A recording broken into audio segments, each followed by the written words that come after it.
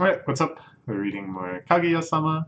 Last chapter, I will not mince words here, was a masterpiece. We had world building, lore development, looking into the backstories of some a major character and kind of elevating a minor character into what could be a much more significant role. Kind of leaving threads out there to connect to some of the most significant developments of the whole series. We had such beautiful character development and a wonderfully constructed flashback with a beautiful kind of full circle moment as we took in the vast decade-long relationship between these two characters. It was beautiful. It was so many wonderful things, so well done. And all of that undermined and underscored by this porn watching scene at the finale. It's just you just have to applaud. It's a masterpiece. And even the porn watching scene wasn't just like a single note gag, but still explored the character further. Still kind of had this moment of significance, this heartfelt significance. The first time that they're actually witnessing sex. it's they didn't shy away from the impact, from the confusion, the flusteredness. Everything was still so authentic and cherishing of those unique aspects of the characters. I can't. It's just a masterpiece. So the next chapter, which is 169, the ABCs of Men and Women, Part 1, has a lot to live up to, but we're jumping right back into it.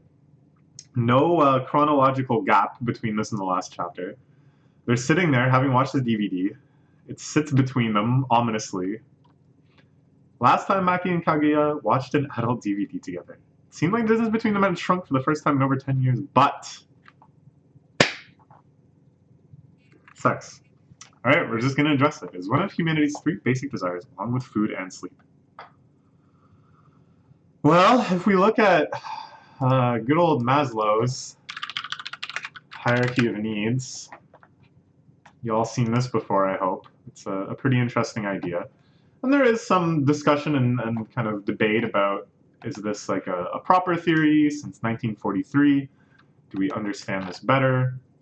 But with Maslow's hierarchy of needs, food, water, warmth, and rest, much lower than intimate relationships, which is where I think sex would show up. No? Clothing, reproduction. They put reproduction here. I'm not sure exactly. Normally it seems like it's just food, water, warmth, rest. This one puts intimate relationships.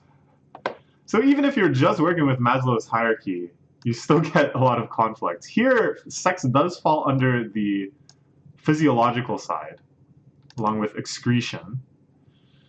But then sexual intimacy is way up on the love and belonging. So, anyways, this one has sex down here as well, and sexual intimacy up here. Let's stop worrying about it, I guess. It looks like you could maybe make this argument, that other people have made this argument, that sex appears on this bottom level as a true pillar. Can't these people just masturbate? Like, is that what it's saying? Like, okay, whatever, let's just move it on. Well, as a fundamental pillar of human life, our society prefers to shroud it in secrecy. Agreed. And I think that's something that drives a lot of social ills, is the taboo around discussion of sex, around openness of sex.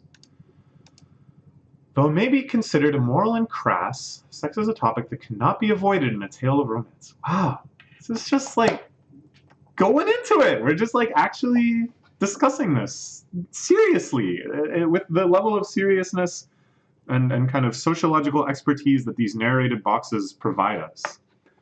In this moment, Kaguya realized that entering a relationship meant she was about to go down a road that would inevitably lead to having sex. Now, I would say, yeah, in like 99% of situations, entering into a romantic relationship does mean going down this road. But you can't be overly prescriptive. Everyone's life is different. Everyone's conception of sex within a relationship is different. And therefore, I think it's perfectly healthy in some relationships for there to be no sex if the people involved are asexual and they don't actually have that need. I don't think that's what's going on here, though. I just wanted to say that. The inevitably. That entering a relationship inevitably means going down that road. I think inevitably is a bit strong. That's all I'm saying. So, this is it. The ABCs of men and women. We're just getting into it. Totally naked. Just...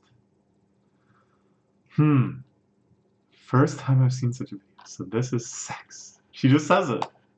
I don't think Maki can bring herself to say it. So it's saying the S word. Why can't we call it intercourse? What did they call it in Oh Maidens in Your Savage Season? S.E. Batsu. S.E. Batsu. Sure. Intercourse sounds much more suggestive to me. I don't know. I usually just use the word sex because I think it's unambiguous. You start using a lot of euphemisms, and then you end up in a situation where it's like, oh, did you sleep with them? Well, I did sleep with them, but we didn't have sex, right? Like, it can lead to that kind of very sitcom-y misunderstanding.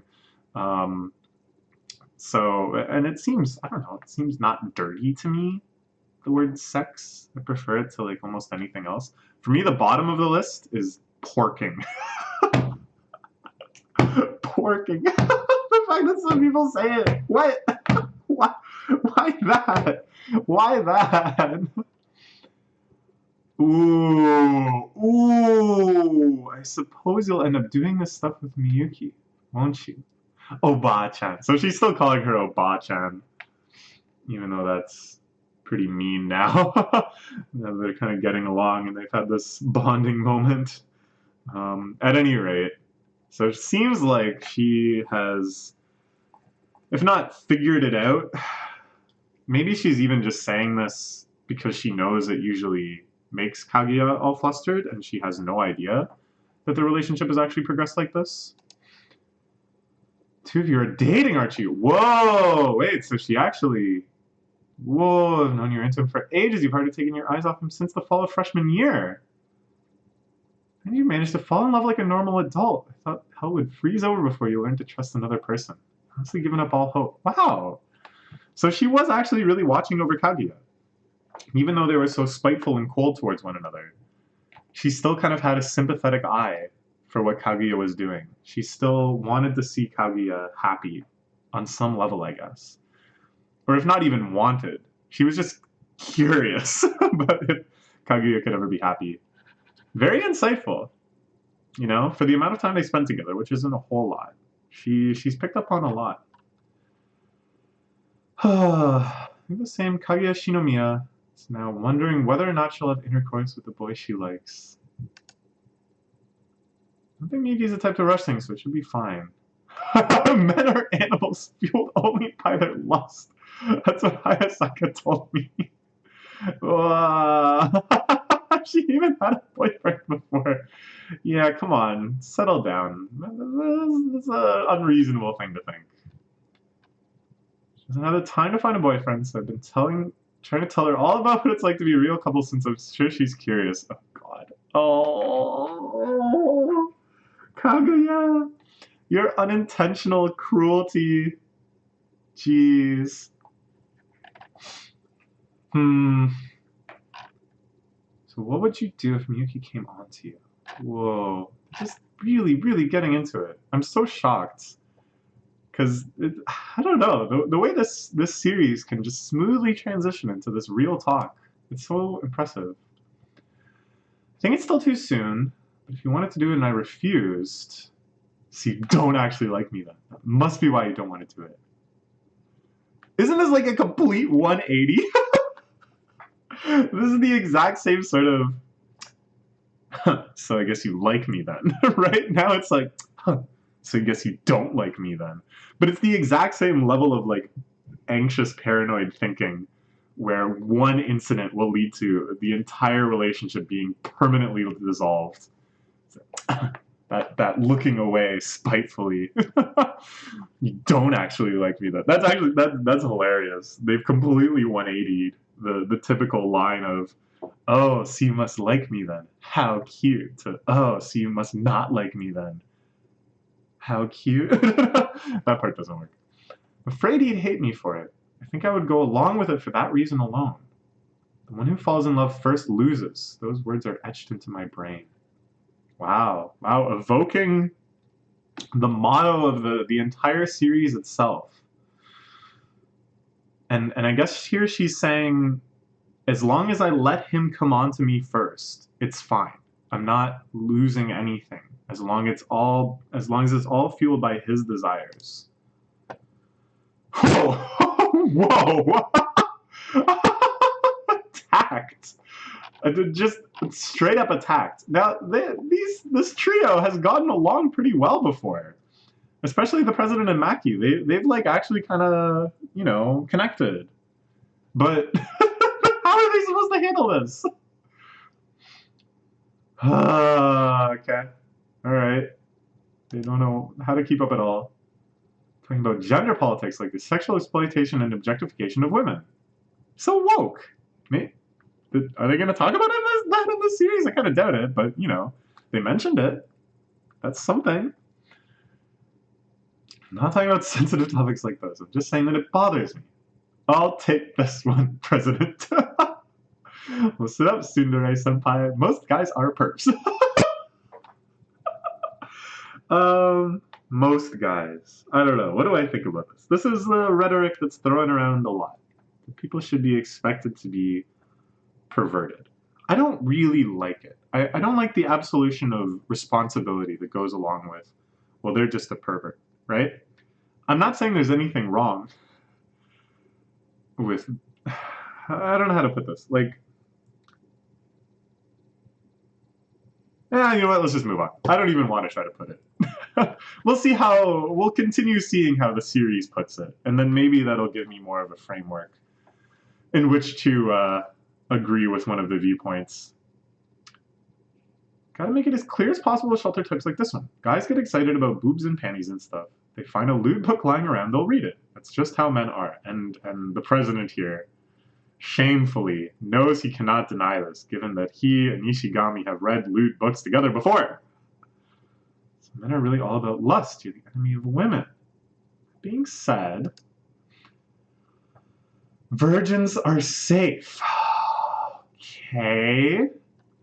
Men are lewd creatures. This world is full of men who want nothing more than a little action. However, almost none of them are virgins. Okay. Think of it this way. Imagine a guy, everyone's been telling him about this great restaurant.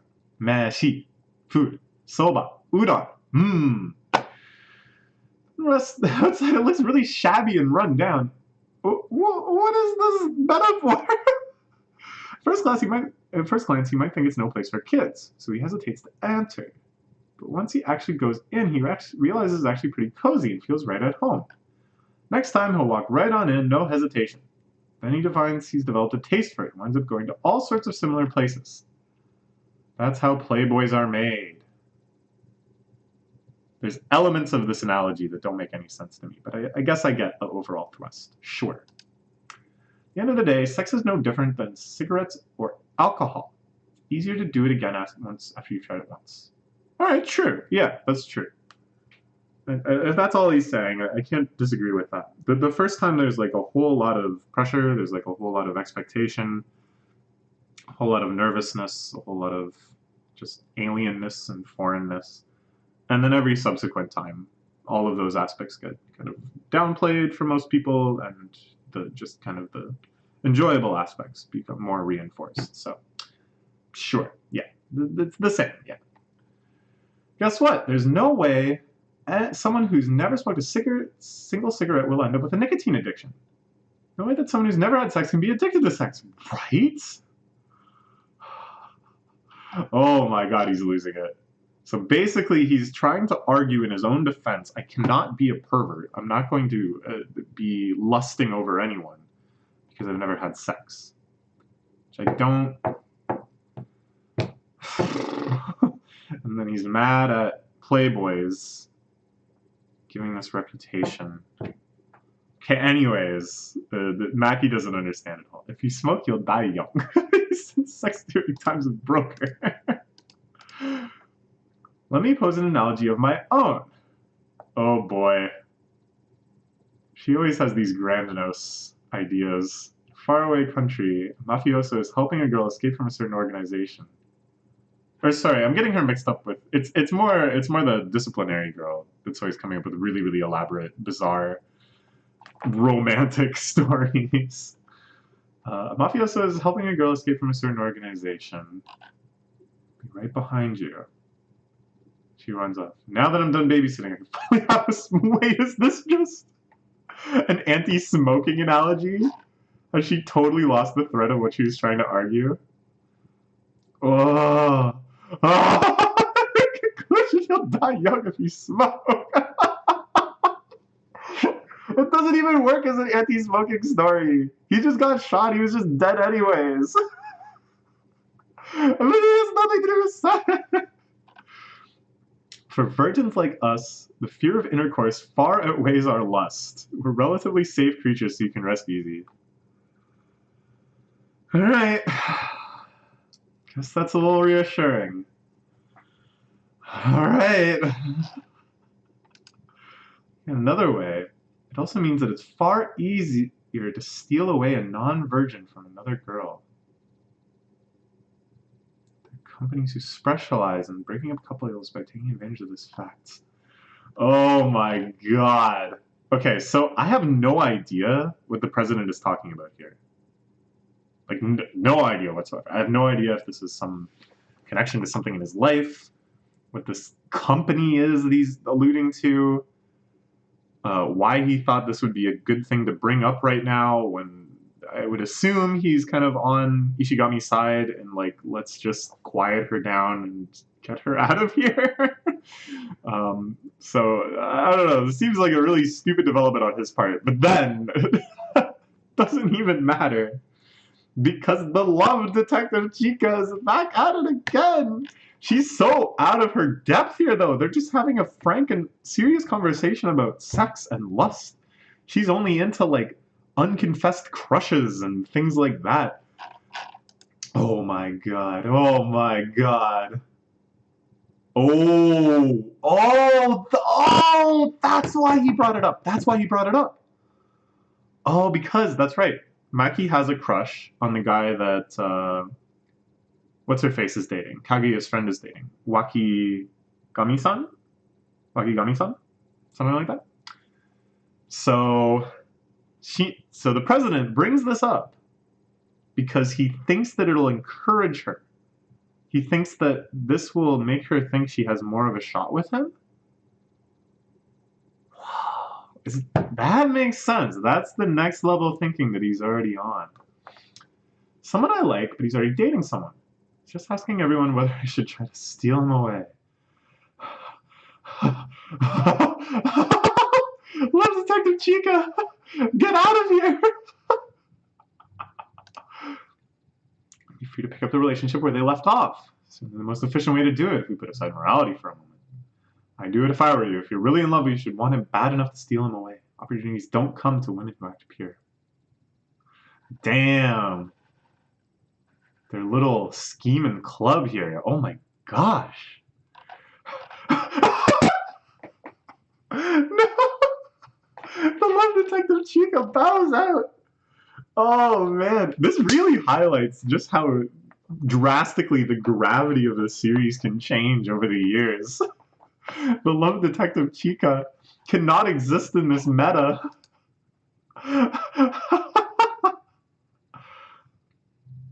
Oh, dealing with lust is very difficult. There are no easy answers when morals and desires clash. Damn, I didn't even think about that. The whole thing about her. Damn, oh man. However, for Shirogane, this is the first time he realized the relationships and the issue of sex were inseparable. So it's on both of their minds. He didn't let it slip at all. He didn't get flustered. But the whole time, I'm sure he was thinking of Kaguya. Thinking about that day in the future. So, yes, Fujiwara lost, of course. Getting caught up in schemes of adultery and cheating is relatively common. All right. All right. A nice chapter. We're getting caught up. We have 2 more left. I don't know if we're going to continue down this path of sex, of frankly and openly discussing. I'm quite impressed with it. I think they're giving the topic the gravity it deserves, while also just throwing in some wildly hilarious jokes and setups and such. But it feels like there's no way this is going to transition from this kind of conversation to the actual issue at hand of Kaguya and the president's first time together. I think that's going to be much later on. It's going to be another major climax across climax. So I think something will distract us from this. We will find it. All right, good stuff. See you later. Bye bye.